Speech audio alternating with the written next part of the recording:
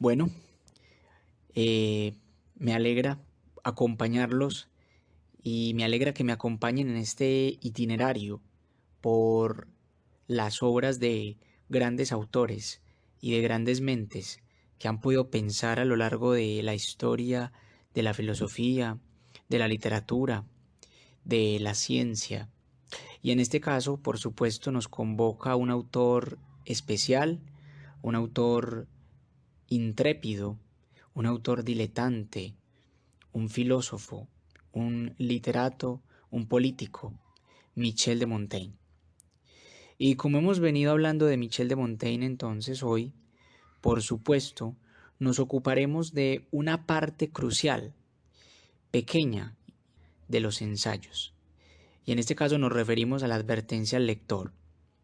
Esa advertencia corta pero profunda que aparece al comienzo del primer tomo de los ensayos de Michel de Montaigne, que aparecerá ya desde el ejemplar de Burdeos y que por supuesto es un canto sin precedentes a aquello que serán posteriormente todas las elaboraciones que veremos de los ensayos de Montaigne. Entonces, en esta medida, yo creo que la advertencia al lector resulta no solo pertinente, sino estimulante para aquellos que quieren ingresar a la lectura de los ensayos con detenimiento o simplemente con afición. Entonces, ¿qué podemos nosotros observar en esa advertencia? Vamos a adentrarnos a la advertencia y vamos a preguntarnos por qué es una advertencia y por qué se la realizan al lector. Vamos también a preguntarnos un poco en este abordaje de la advertencia, qué tipos de advertencia han existido en la literatura y de qué manera Montaigne se inscribe y quizá es el pionero de una importante tradición de advertencias. También nos interesa abordar un poco el asunto o los temas contenidos en esta pequeña parte que inaugura los ensayos y cómo estos temas se verán desarrollados y se desenvolverán a lo largo de la obra y a lo largo del pensamiento de este filósofo del Perigord. Entonces comencemos sin más preámbulos, hablando de estas diferencias entre las advertencias, que nos resulta tan curioso. La advertencia al lector, en este caso, nos da una curiosidad al respecto de los prólogos, de las introducciones, de los prefacios que han realizado otros filósofos, otros pensadores. Si uno va, por ejemplo, a ver otro tipo de pensadores, como por ejemplo John Locke, uno se encuentra una forma distinta de elaborar ese prólogo, porque está referido a una persona, está referido socialmente, está estipulado, está dirigido para una persona que en este caso implica hablar de la nobleza. Entonces ese ensayo sobre el entendimiento humano ya tiene una advertencia que implica hablar de aquello que está contenido y demostrarlo quizá de manera descriptiva. Pero si uno se va a los textos de autoayuda y a otro tipo de guías literarias muy famosas por la época, uno se puede encontrar con que lo que buscan los textos de este estilo es intentar seducir, convencer al lector para que a partir de esa entrada el lector quede encantado, maravillado y pueda proceder a la lectura con mucho deleite. Es decir, que la entrada del texto funciona como un enganche para ese lector que está comenzando una lectura. Y en esa tradición de la advertencia, del prefacio, del introito, de la introducción como enganche, van a ir evidentemente muchos pensadores y por supuesto que va a ser un interesante ejercicio literario donde se van a usar diferentes recursos retóricos para poder enganchar al lector con ese primer momento, con esa primera ocasión. Por eso el primer capítulo es tan importante en las novelas, porque esa introducción, ese prólogo, ese primer capítulo es el que permite que el lector dé una aprobación sobre eso que se va a leer o que desista de esa empresa de la lectura en esa entrada. Y eso mismo sucede actualmente con esta sociedad seductora que tenemos donde las series y todo el entertainment intenta convencer y mantener en tensión siempre a un espectador ávido, deseoso de mantener esa tensión, de mantener ese deleite. Entonces, la primera impresión va a definir fundamentalmente a estos lectores. Por eso los autores van a elaborar maquinaciones importantes para dejarlos. Está la otra tradición que es donde se inscribe Montaigne. Y es que observamos advertencias en las cuales en vez de intentar seducir al lector, aparece todo lo contrario. Pareciera como si esto fuera un efecto de psicología inversa, es decir, como si ese escritor quisiera decirle al lector que no lo leyera intentando activar en ese lector el deseo que se obtiene a través de la contradicción.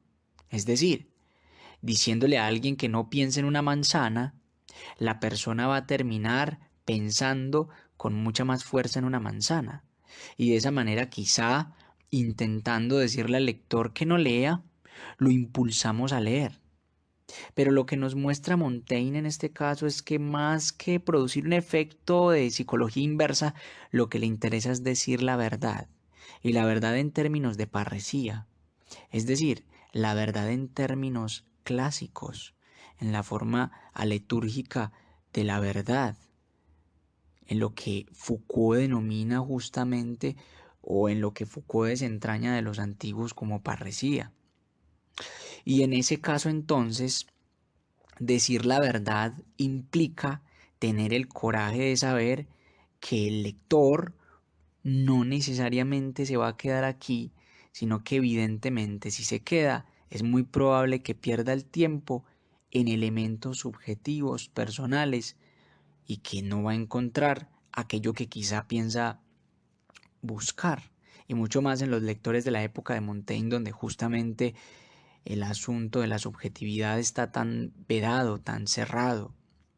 Montaigne está describiendo y está descubriendo en sus ensayos el sujeto en un sentido especial, y eso lo veremos después. El sujeto no en un sentido cartesiano, sino en un sentido propio de Montaigne que va a inaugurar otra forma de comprender la subjetividad y que va a estar muy presente también en la posmodernidad, curiosamente, porque ese yo impersonal, objetivo, ese yo que piensa de Descartes es el que va a predominar durante toda la modernidad y el transcurso del tiempo le va a dar la razón a esa victoria del yo cartesiano. Y esta diferencia o esta distinción entre el yo de Montaigne y el yo de Descartes lo podemos encontrar en un texto de Charles Taylor que se llama Fuentes del Yo. Pero en este caso concreto entonces, con lo que veníamos abordando de esta advertencia, Montaigne se inscribe dentro de esa tradición en la cual esa advertencia se constituye como una exhortación al lector para que se dé cuenta que aquello que está presente dentro de los ensayos que vienen a continuación no es tan interesante como parece. Es mostrarle al lector de entrada una desilusión con respecto al texto. ¿Y por qué digo que es una tradición? Lo digo porque muchos otros también lo harán de esta forma. Es decir, no solo es una característica de Montaigne, también está presente en Nietzsche. Quien tenga oídos que oiga. Y está presente en Nietzsche porque Nietzsche va a ser uno de los que va a hacer una advertencia igual de mordaz que la de Montaigne.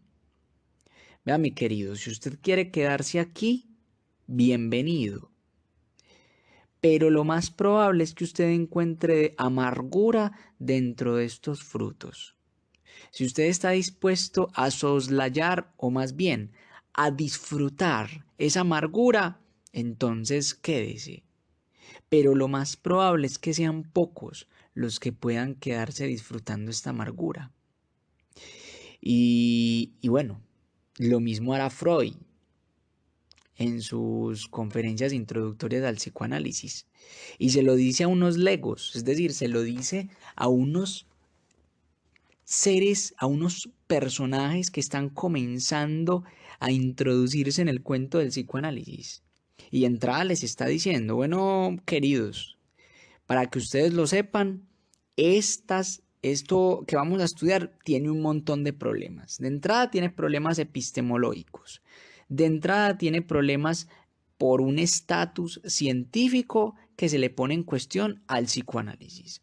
Además de ello, tiene cuestionamientos sobre la hipótesis de trabajo principal que nosotros hemos adoptado, que la llamamos el inconsciente.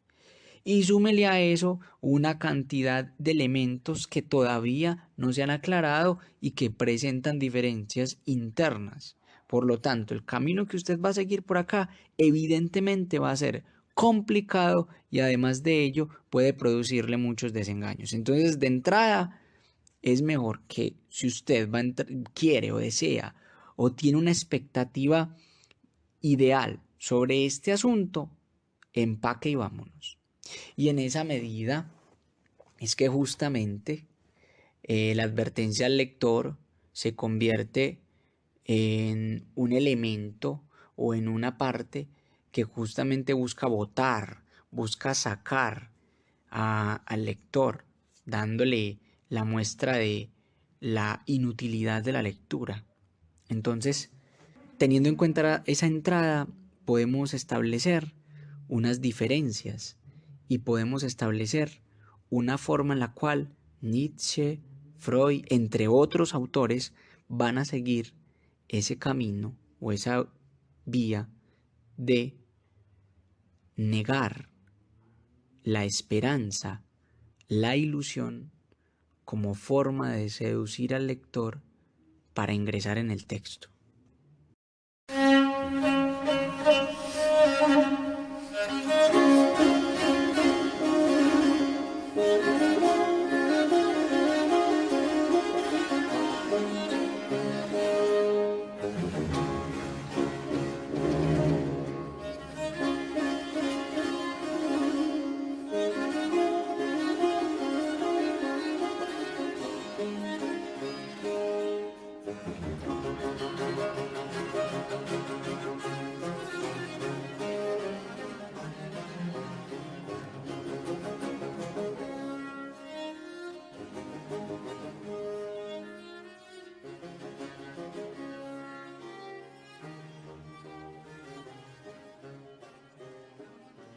Continuemos entonces con esta advertencia y vamos a adentrarnos un poco en las palabras que realiza Montaigne en este pequeño texto que nos muestra ya mucho de lo que van a ser sus ensayos. Y aparece mencionando en primer plano las características de su texto, la autenticidad, la sinceridad que nos vamos a encontrar en el autor. Aparece de entrada, sin más. Este es un libro de buena fe lector. Esa es la forma en la cual Montaigne nos recibe. Nos da la acogida y la bienvenida mostrándonos esta es la principal característica que vas a encontrar dentro de los ensayos. Un libro de buena fe. Y un libro de buena fe implica que sea un texto sincero, un texto que contiene lo que hemos denominado como parresía, es decir, que no intenta mentir para ganar adeptos. Montaigne no es aquel pensador que busca obtener un séquito y tampoco piensa mostrarse como los eruditos y especialistas de la época, sino que lo que intenta Montaigne es hacer una descripción propia de su existencia, de su esencia sin más. A Montaigne no le interesa en este caso ir más allá de lo que represente la descripción particular, contingente y cotidiana de su yo.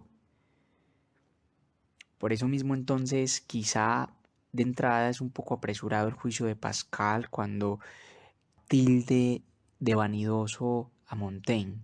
Tenemos que mencionar que no es lo mismo hablar del ensayo o de los ensayos del primer libro que de los ensayos del tercer libro, porque los ensayos del primer libro son unos ensayos de desarrollo donde Montaigne está intentando construir y donde su escritura se está perfilando, donde aparece un Montaigne amateur, un Montaigne que está ensayando, valga toda la plenitud, y eso no significa que en el tercer libro no se esté ensayando, pero sí que en el tercer libro no solo hay una mayor madurez en la escritura, sino que también podemos observar una diferencia con respecto a esa autenticidad que se está viendo un poco trastocada por la fama que ya han tomado esos ensayos.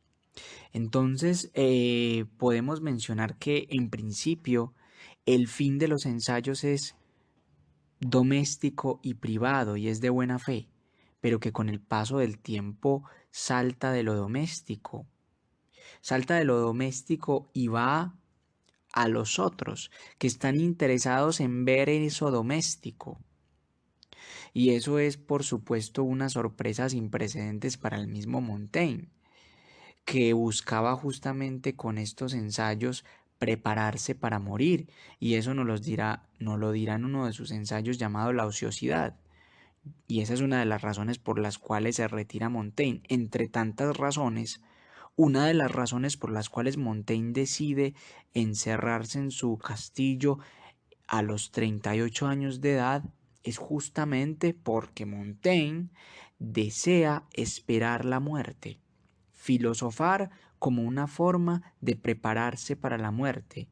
Y los ensayos, en este caso, la advertencia nos da uno de esos motivos, es el recuerdo que Montaigne quiere dejar a la posteridad para sus conocidos, familiares y allegados, teniendo presente que quizá muchos de esos allegados no van a alcanzar ni siquiera a leer esos recuerdos o esas memorias que va a dejar el autor, y que si la leen seguramente lo harán por el compromiso o por la obligación que implica de manera familiar o amistosa. Como estoy mencionando, características y motivos por los cuales Montaigne escribe sus ensayos encontraremos de diversa naturaleza. Este que aparece en la advertencia al lector es una, dejar una memoria para mis allegados, pero encontraremos otros, como prepararse para la muerte, del que hablamos.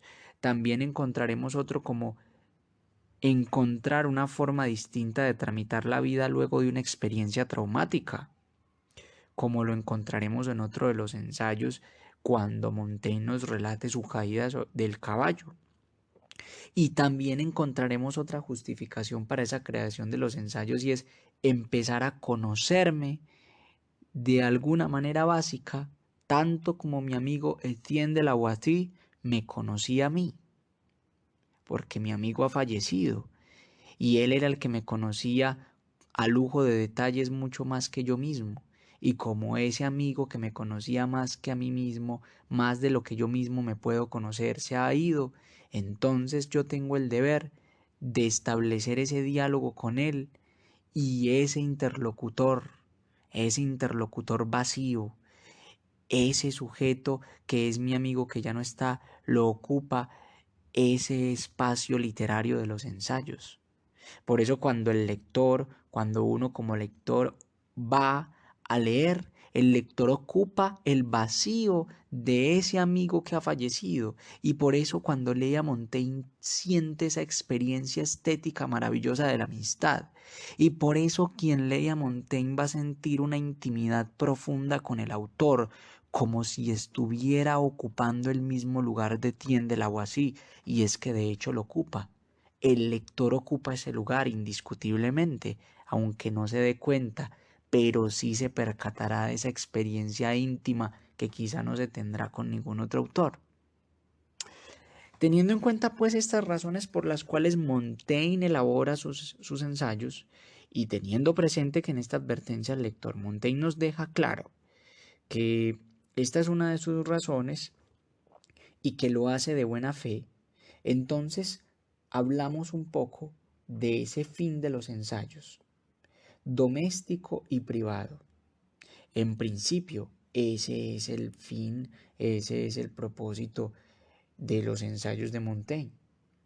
Y eso implica que si es doméstico y privado, Montaigne no busca la gloria, Montaigne no busca jactarse, que hay una sinceridad, que hay una intimidad, que encontraremos una cercanía y que si estamos leyendo algo que es doméstico y privado, encontraremos esa privacidad y ese asunto doméstico dentro de esta lectura. Que al entrar a los ensayos entramos a un hombre que está manifestando una vida privada. Eso no va a implicar que Montaigne esté desarrollando aquí una autobiografía. Y veremos que es muy distinta la forma en la cual Montaigne escribe para sí mismo y que no necesariamente podríamos hablar de una autobiografía, porque la autobiografía tiene una característica fundamental y es que la autobiografía es retrospectiva, intenta ir al pasado constantemente para recrearlo.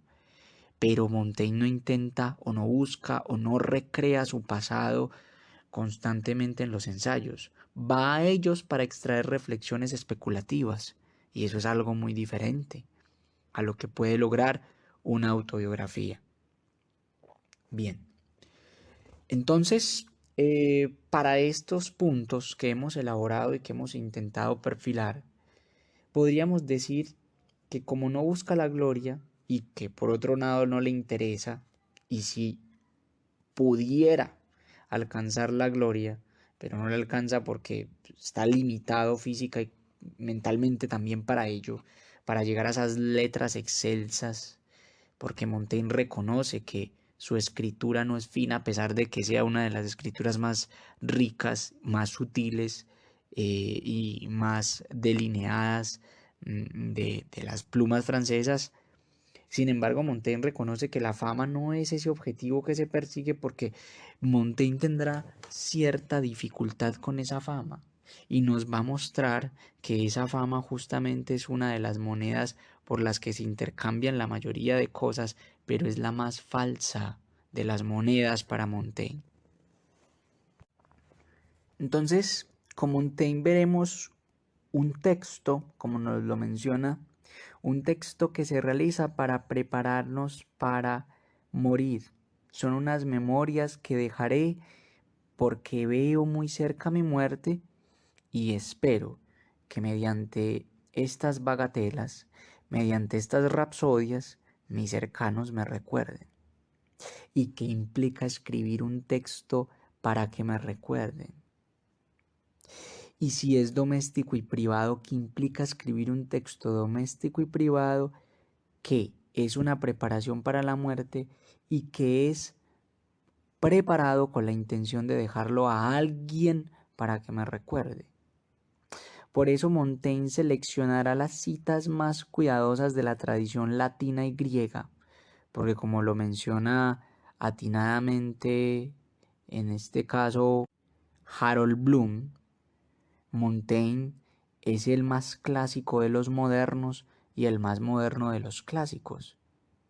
Y como es el más clásico de los modernos, tendrá toda una amalgama, todo un cúmulo de citas y de florecillas maravillosas que encontraremos en sus ensayos, y que en principio, dicen algunos comentaristas, son muletillas y que después se convierten en perlas, que en principio le ayudan a sostenerse en una escritura más débil y que después se convierten en perlas. En últimas, podríamos decir que selecciona las citas más cuidadosas sin necesidad de parafrasear eso que dicen los otros de mejor manera, porque si el otro lo dijo de manera adecuada, ¿para qué repetirlo con mis palabras? Se implicaría un deterioro. Seleccionar las citas más cuidadosas, seleccionar las palabras más cuidadosas para que el otro me recuerde de la mejor manera posible. Y eso es un precedente importante que deja Montaigne. La mayoría de las personas dejan una herencia. Y cuando dejan una herencia, los textos que escriben antes de morir, ¿qué son? Evidentemente son testamentos. Y en esos testamentos van a escribir cuántas vacas dejan, cuántas casas dejan, cuántos kilómetros, cuántas hectáreas, cuántas porciones de terreno y a quiénes le corresponden, a quién le dejo el reloj del siglo XVIII que me dejó mi abuelo, a quién le dejo el sombrero, a quién le dejo la ruana. Todas esas características meticulosas de la propiedad es lo que se encarga de realizar quien está a punto de morir.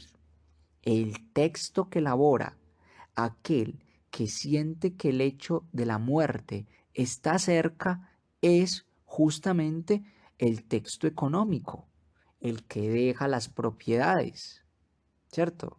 No vamos a decir mentiras, eso es lo que deja justamente el que se va. Pero Montaigne, teniendo presente que se va, no se le ocurre dejar un testamento, aun sabiendo que Montaigne tiene en este caso suficientes recursos y capacidad, porque Montaigne por supuesto está en un castillo y pues tiene suficiente material para dejar una herencia y para dejar un testamento, pero el testamento de Montaigne es de otra índole.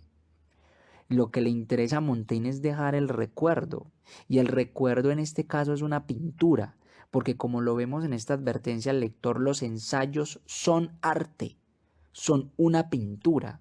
Los ensayos son la forma en la cual Montaigne hace un cuadro escribiendo. Y parecería increíble cómo es posible que un artista pinte un cuadro escribiendo. Sí, los ensayos son un cuadro escrito. Y eso es una característica sin precedentes. Porque recordemos que en este momento en el que estamos presentes se llama humanismo, o al menos así lo ha llamado la historia. Humanismo porque el ser humano se pone en el centro, porque aparece un redescubrimiento de los textos griegos, porque pasamos de un movimiento teocéntrico donde Dios ocupaba el centro de el cosmos y el mundo para el ser humano a una cultura antropocéntrica, donde el hombre ocupa el centro. Incluso en el arte veremos en la perspectiva como aquel que está en el centro, incluso en la cena y en todas estas pinturas del Renacimiento, quien está en el centro es el hombre. Y como quien está en el centro es el hombre, entonces las pinturas van a intentar retratar a ese hombre europeo.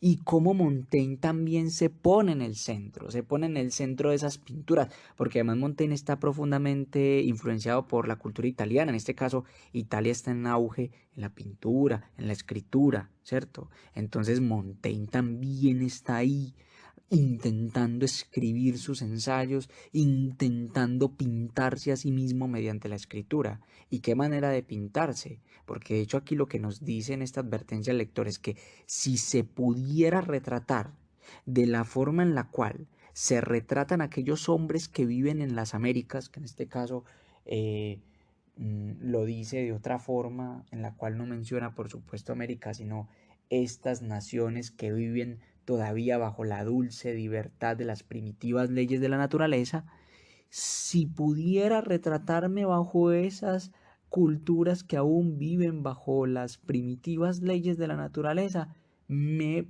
pintaría desnudo. Y entonces, como está mencionando la pintura, sabemos que lo que está escribiendo es pintura. Y en esa medida, como se podría retratar desnudo, pero no puede retratar el desnudo, porque en este caso el desnudo todavía no está presente, entonces me retrato hasta donde la reverencia pública me lo permita. Eso es algo fundamental. Hasta donde la reverencia pública me lo permita voy a hacer un retrato de mi propia esencia de mi propio yo, y entiéndase aquí por esencia algo distinto a ese sustrato ontológico aristotélico. Eh, ya veremos qué podríamos entender por esencia aquí en Montaigne. Adelantemos un poco. La esencia en Montaigne va a ser construida mediante la multiplicidad en la cotidianidad, pero podríamos decir que entonces, en esa esencia que está construyendo justamente aquí Montaigne, si es hasta donde la reverencia pública me lo permita, implica que voy a mantener unas construcciones culturales, éticas, que están presentes en mi sociedad, ¿cierto? Y eso no es discutible para Montaigne.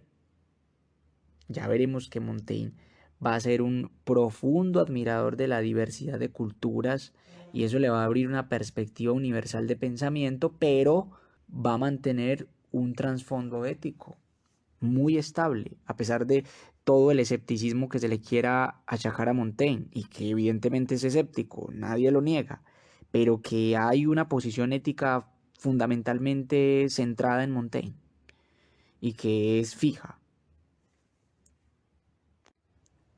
Entonces, en esa construcción podemos seguir mencionando todo ese asunto de rechazar la vanidad para describirme a mí mismo en esa forma veraz, tal cual y como soy, sin tapujos, sin mentiras, sin máscaras.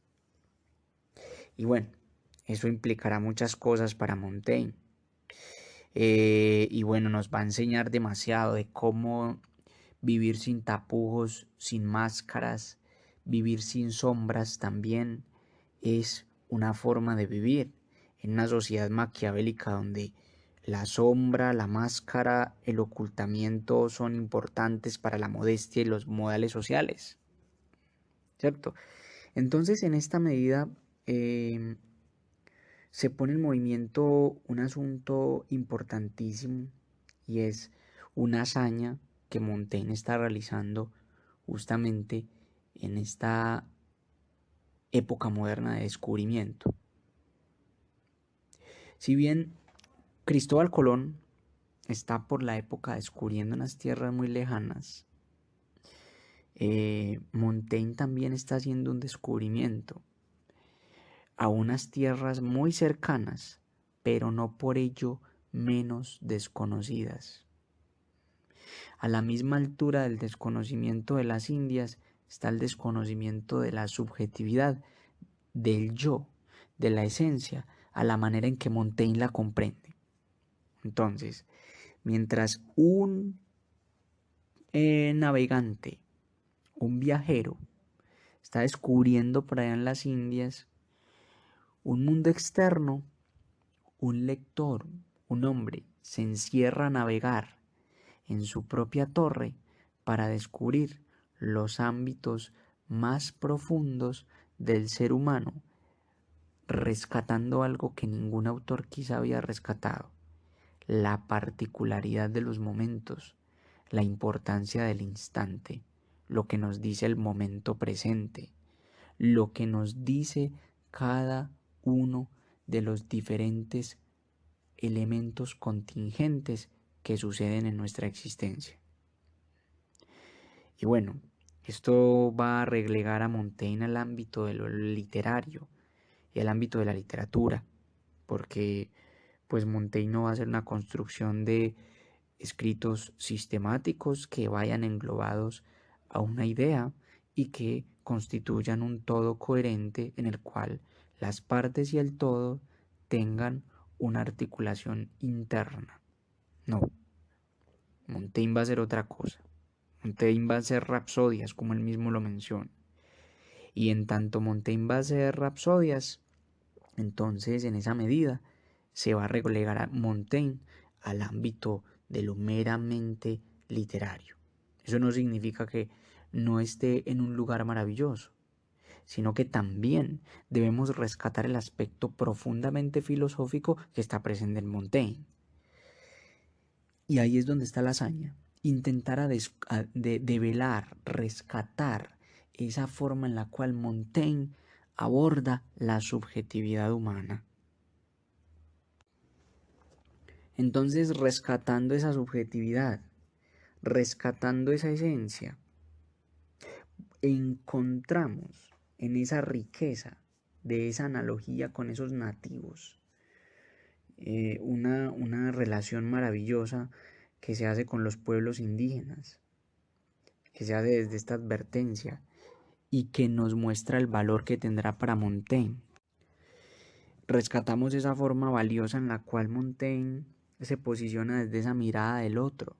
Si yo fuera el otro, me pintaría de la misma manera transparente como ese otro se pinta y no hay ningún problema. Es decir, si yo fuera ese otro que tanto critican por estar desnudo, seguramente me pintaría así de desnudo. Y miren que desde la advertencia ya Montaigne está intentando cuestionar, poner en tela de juicio esa animalidad que se le adjudicó por tanto tiempo y especialmente por este tiempo a quienes vivían de este lado del mundo. Montaigne está rescatando y reivindicando esto justo antes de que aparezcan las disputas como la de Valladolid. Entonces, veamos el valor impresionante que ya nos está mostrando las pinceladas y las formas que adelanta esta advertencia. Qué bello es ver cómo entonces en esta medida yo mismo soy el contenido de mi libro. Y cómo si me construyo, si estoy construyendo el yo en los ensayos, los ensayos también están construyendo mi yo. Que eso es una cosa que va a ir de manera paralela. Hay un paralelismo entre la escritura y el yo de Montaigne. Autor, escritor y escritura van a construirse a la par. Mientras se construye el libro, se está construyendo a Montaigne. Montaigne es ese ensayo, Montaigne es esos ensayos. Y mientras más ensayos transcurran, más Montaigne se construye. Es una cosa maravillosa, como ninguno de los dos va de manera contraria, sino que van paralelos. Yo soy el objeto de mi libro. Yo soy el objeto de mis investigaciones más serias, cuidadosas y meticulosas. No me voy a ocupar de estudiar las demás ciencias que dicen ser infalibles, pero que al final son falibles. Me voy a dedicar a ocuparme de algo que seguramente yo soy aquel más experto sobre la faz de la tierra, sobre mí mismo. Quizás soy yo el que más capacidad de conocimiento tengo sobre mí mismo. Ah, pero ¿cómo así? Si el psicoanálisis nos dice que quizá yo también me puedo desconocer, bien, pero el psicoanálisis nunca niega la posibilidad de que yo mismo sea el que me conozca. Y para eso está la terapia psicoanalítica, para develar eso que si bien está en el inconsciente, ese inconsciente está en mí. ¿Cierto? Entonces es importante ver ese punto, cómo también Montaigne puede entrar dentro de ese registro. Yo soy quien sé más de mí mismo porque soy yo el único que me puedo apropiar de mis contenidos, de mis circunstancias, de mi inconsciente, de mis problemas. Y en esa medida entonces yo me ocupo de mí mismo y no hay nadie más que se ocupe con mayor privilegio y con mayor experticia que yo. Ese es el mensaje que nos deja Montaigne. Antes de morir yo me quiero ocupar de mí mismo. Y que los demás me recuerden como me quieran recordar. Pero yo me ocupo aquí de mí mismo. Y ese es el objeto de mi libro, yo mismo. No va a ser las ciencias naturales ni las construcciones filosóficas más elevadas, no. Aquí me voy a hacer una pregunta. ¿Qué sé yo? ¿Qué sé yo de mí? ¿Qué sé yo de lo otro? ¿Cómo es que lo otro que está afuera yo lo asimilo y lo conozco de acuerdo a mi forma de pensar? Eso es una cosa fundamental. y una cosa muy bella, por supuesto. Entonces, ahí podemos ver esa construcción. Entonces, si yo soy el contenido de mi libro, si yo mismo soy ese contenido, es porque sujeto y objeto se funden en una misma obra. Al escribir, Montaigne se hace. Ya para terminar, entonces debemos mencionar esa bella forma en la cual el autor rechaza de plano al lector. No se ocupe de esto. No pierda el tiempo con esto, mi querido. Aquí usted va a encontrar un montón de asuntos baladíes, frívolos, que no tienen mayor importancia. ¿Qué importancia va a tener preocuparse por la vida de un sujeto que al final se va a morir en una época determinada y que para nuestra época quizá ni siquiera vayan a servir sus experiencias? Hay algo que quizá debemos recordar con Borges. Aquello que sufre un hombre, lo sufren todos los hombres. Y en esa medida, cuando se logra y se sabe describir un hombre, también se describen los demás hombres.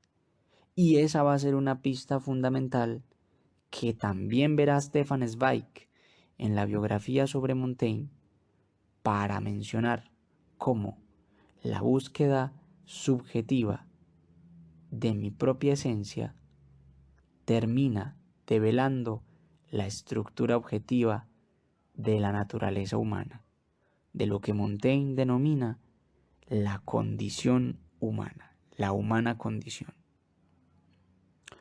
Con estas reflexiones, con estas rapsodias también, nos despedimos intentando seguir el ejemplo de Montaigne, ya que aquí también encontrarás, apreciado y amable oyente, bagatelas, elementos y cualidades dispersas que quizá no puedan aportar tanto como un estudio juicioso y detallado de esta ciencia de Montaigne.